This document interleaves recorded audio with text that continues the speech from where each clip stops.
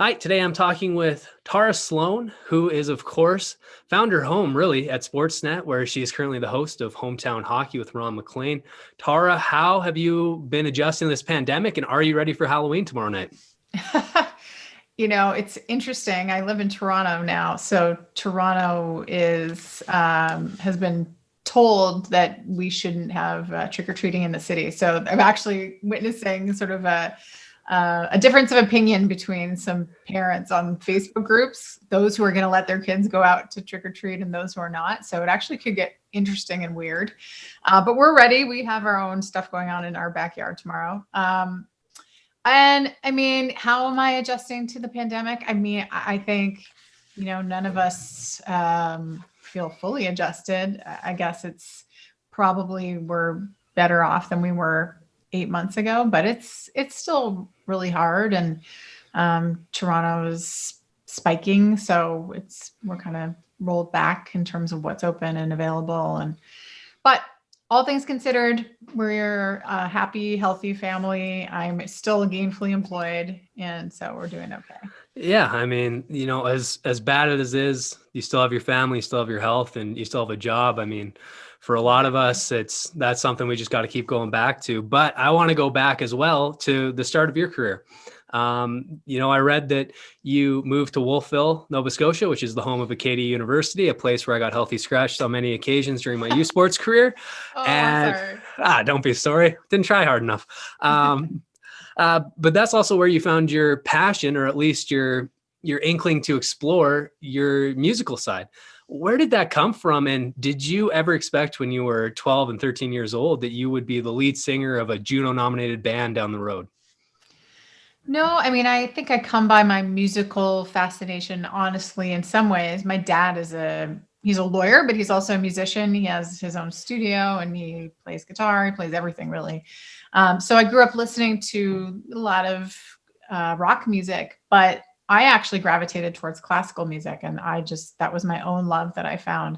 So that's what I studied all through high school and into university. So never really saw myself as a rock singer, even though I loved that kind of music. And I just jumped in. I ended up joining a rock band. Didn't know if I really could do it, and got my first taste of that when I was in university in Montreal. And then I moved to Toronto and answered an ad in the paper, and there it was. That was a band called Joy Drop, and we ended up putting out 2 albums and were nominated for Juno, and we did the thing. Like, we did it for real. Yeah, you guys really did it for real. And what I think is so cool, I play the guitar, not obviously at the level you guys did, but I just can't imagine writing a song. And what does that feel like to write a song and then to sing it and perform it with those guys and then to share it with people? And I mean, even in 2017, I think you guys did a reunion show on Halloween, and you still have fans to this day. How does it feel just to know that something that you made has impacted other people?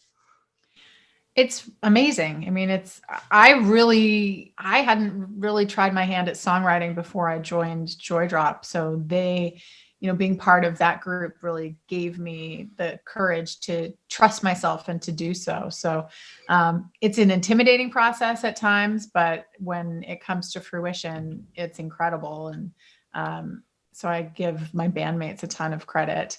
And then to see what impact songs can have. We had a single called Beautiful, which was our very first single, came out in 1998. And that was written by our drummer, but the message is very much like, I'm not beautiful like you, I'm beautiful like me. So I think it resonated with a lot of people across North America.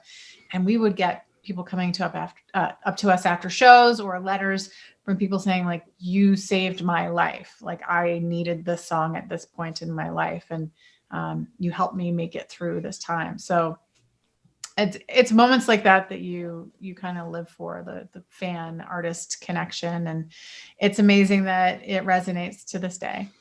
Well, you had a very successful run with Joy Drop, and then during that same time, actually, you started your acting career. You were on several Canadian shows, including La Femme Nikita, which was actually the #1 cable show for its first 2 seasons. And then you transitioned after it was over into broadcasting, into Entertainment Tonight, as well as your own show, Inside Jam. But when you make that transition, you didn't have any formal background training in journalism.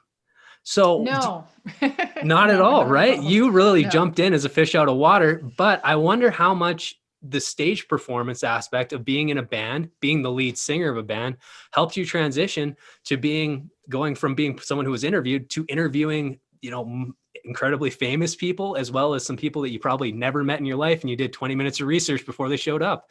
So do you think that gave you the confidence to do that?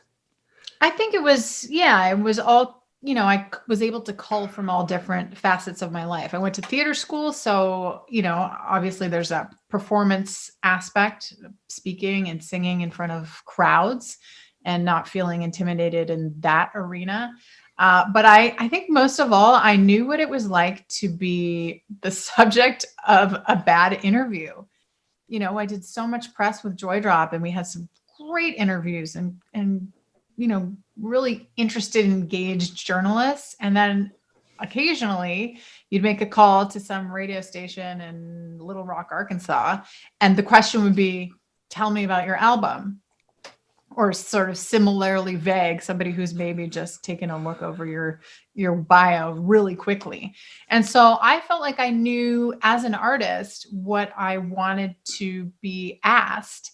And I think that helped me. So my first foray into the world of TV broadcasting was as an entertainment reporter and producer. So it was I think it was the right transition for me. And, and then I moved into sort of a broader spectrum of what I could do. But I was also just really, really lucky that I wanted to jump in, and there was an executive producer who wanted to give me that opportunity. So it was the right confluence of right timing and right place, right time, as they say. You took the opportunity, you ran with it, and people watch you now, and they watch the way you interview and how good your questions are and how you seem to know so much about the people that you're interviewing. And they think you've just been able to do that from the second you stepped in front of the camera. But when do you really think you started to own and really be able to go into every interview knowing that it's going to be great when you finish it? I mean, I don't think I even know that to this day. But I stand firm always in saying that you rise or fall to the level of your preparation. So, even if things get shaky or you're kind of you haven't created the right space or container, the right rapport, maybe, at least you have to be armed with the prep. And so that is my sort of number one. I have made the mistake of going into interviews not adequately prepared, and it's very embarrassing. And so the only thing that can hold you down when things start to get a little shaky is just being ready and knowing your stuff. So, I mean, I'm never sure an interview is going to be amazing, but I can be sure that I know what I'm talking about. What's funny is you're talking about the 5 P's: proper preparation prevents poor performance, knowing your audience, being prepared. But the next stage of your career in 2010, you moved to Calgary, where I read that you only knew 2 people in the entire city, and you became the host of CTV Breakfast Television here. Also, you had to wake up at 3 a.m. every morning for that show, which I'm sure was a complete shock to your system. It really was. Yeah. I guess 2 questions on that. Number 1, what was that first year on that show like? And number 2, why did you decide to make the choice to come out to Calgary? Well, like I said, I've been working in Toronto at this small station called Sun TV, and felt like I was ready for the next step. And I was presented with this opportunity. I knew, holding down a morning show is a big job. And it certainly, I don't think I would have ended up in a major market. I certainly couldn't have gotten that job in Toronto at that point in my career. So I had to take it. It was like, if I'm going to really move up the ranks and also learn on the job. I mean, I think there's no better training than working, on a marathon of a TV show with all the variables of live TV, right? So it's 3.5 hours of live television a day. So I couldn't say no. My husband is an Albertan, so he knew Calgary very well. So I didn't I didn't know anybody there, but he was familiar with the city. But it was really hard. My daughter was just one. So I was going from a maternity leave year to, leaving her and getting in the car at 3:50 to be at work at 4 a.m. And it was a hell of an adjustment. It was very hard on me physically. I don't think I ever got used to the hours. And again, when you're learning on the job in front of a live audience, it's also hard. So I think I made lots of mistakes, and for sure people noticed at times, and some of the feedback was challenging, but I feel like I found my own voice there. And I really I loved it. I always wished it was brunch television, but I don't think I ever laughed as hard as I did on that show. You might have laughed a little bit because of the lack of sleep and just. Yeah, we're all goofy. We've all had like 15 cups of coffee. But we had a great rapport as a team on that show. And it's kind of becoming a theme in your career is you're willing to take risks. You're willing to try new things, because in 2014, hometown hockey started. You're there for the inaugural season with Ron MacLean. What is that first year like? And what is it like to be the host of a show that hasn't existed until you get there to be a part of it? Because there's no infrastructure to go back and look on. It's all on you to figure out the voice of the show and how you're going to present it. Well, really, the first year it was Ron's show. So I was brought in along with Jennifer Botterill, the Olympic gold medalist, as kind of a more peripheral role. We were more like reporters. So we would be out in the crowd, talking to Eric Lindros, for instance. That was our very first show in London, Ontario. So I did about half of the shows in the first season, and I was still hosting the morning show in Calgary. So that screwed me right up, because I would, fly out to Regina or St. Catharines or wherever some of those locations were, kind of get on the normal schedule, fly back, take a day off, and then get back on the BT schedule. So, but it was really exciting. I mean, I threw my hat into the ring for that show specifically because I was interested in exactly what it was going to become, and knew that, Ron is a passionate storyteller, and I felt like I really wanted to be a part of it. And so it happened very organically that I became the full-time co-host. I moved second season, I became a full-time sort of a semi-host, and then it was really the third season that I became full-time on the desk. What's interesting now is when I talk to people about hometown hockey, they see you as the face of the show and not Ron MacLean. So it's kind of that transition where it's now and I'm not even saying that just to make you feel good. That's when I told my parents, I was like, oh, I'm interviewing Tara Slone. They're like, oh, she does the hometown hockey. And I was like, well, her and Ron MacLean. And they were like, but her. But, through that, you've been to all across Canada. You have been to some beautiful places, and you've been to some other places. But which has been the place that has pleasantly surprised you the most? Pleasantly surprised. Oh gosh. I mean, I think that it's always about the people, really. I mean, the geographical beauty is, we know, there are certain places that are just like jaw-dropping. Prince Rupert last year was shockingly gorgeous, but it shouldn't come as any surprise because it's coastal northern British Columbia, and it's a stunning part of the world. So, but it's always about the people and the stories. And I think what's been the most surprising, it's not so much about the landscape. It's been about people's willingness to share their stories with us, but also trusting Ron and myself to be the ambassadors on behalf of Prince Rupert or wherever it is, and to tell the stories to the rest of the country. Like, that has been kind of this revelation. And I feel so much gratitude towards all of these people that we've met in all of these communities.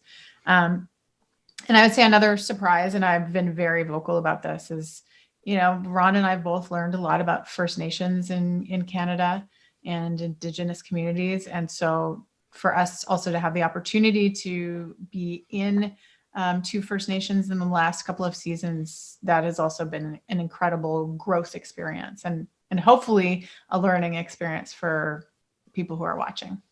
And it's just another aspect to your career where you get to help tell stories for people who might not have had the opportunity or the access to have their stories told. And it's, you guys have been all across Canada doing amazing work for the past, since 2014. I'm terrible at math.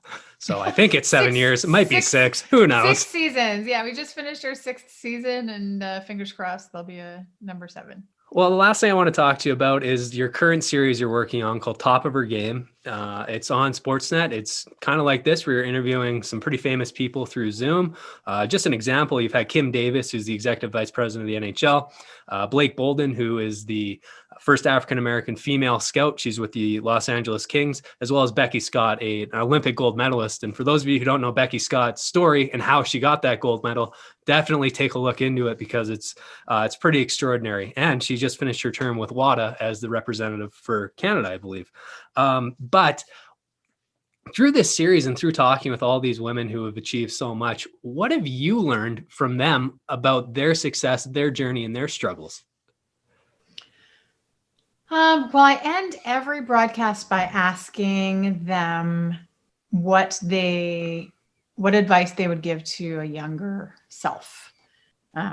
Unless they're like, we have a 9-year-old coming up, so I didn't ask her that. The surfer, right?